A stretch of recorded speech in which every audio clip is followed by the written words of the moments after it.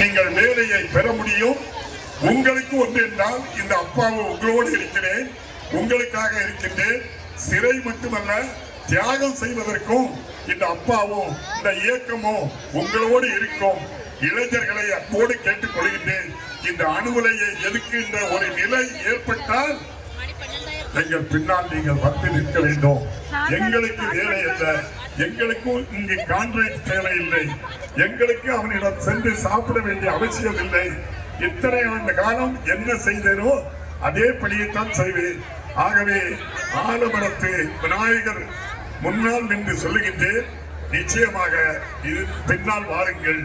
நம் ஊரினுடைய பெருமை, நம் வீரத்தை, அடையாளத்தை அணுமின் நிலையத்துக்கு பாடம் கற்றுக் கொடுப்ப இந்த ஆட்சிக்கும் அதிகாரத்துக்கும் நீங்கள் துணை நிற்க வேண்டும் என்று அன்போடு கேட்டு, தலைவர் இதிலே ஒரு மேடை அமைத்து தர வேண்டும் என்று கேட்டிருக்கின்றார். நான் வெளிப்படையாக சொன்னால், ஏற்கனவே இதிலே இது போன்று கட்டுவதற்கு நிதியை ஒதுக்கி என்னால் கட்ட முடியாத நிலை.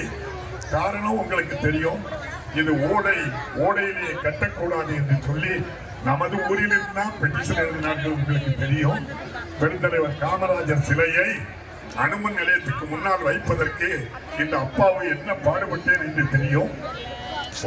அத்தனை பெட்டிஷன்களை எழுதி அணுமின் நிலையத்தை எப்படி கொடுக்கலாம் என்றால், அப்போது அகர்வால் ப்ராஜெக்ட் டைரக்டரா இருந்தார். அப்பாவு பேரை கேட்டாலே நடுங்குவார். அந்த பகுதிக்கு வந்தவுடனே நேரடியாக வந்து நின்று கட்டிக்கொள்ளுங்கள் என்றார். அடுத்த ரோட்டுக்கு சொந்தமான இடம் கட்டக்கூடாது என்று இதே ஊர்ல பெட்டிஷன் போட்டாங்க.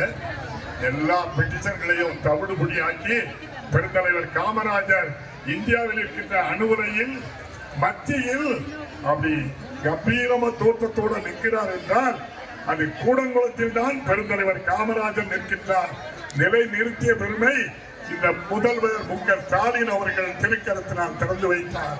இந்த அப்பாவை அழைத்து வந்தேன், மறந்து விடாதீர்கள் என்று கூறி இந்த அருமையான வாய்ப்பை தந்த நம்முடைய விநாயக நிர்வாகத்திற்கும் நன்றி கூறி, நிச்சயமாக நீங்கள் தனியாக வாருங்கள், என்ன செய்யலாம் என்று சட்டத்திற்கு உட்பட்டு எந்த அடிப்படையில் நீங்கள் சொன்னது போன்று மேடை அமைத்தால் இந்த கால்வாயில் தண்ணீர் செல்வதற்கும் பாதிப்பு இருக்காது.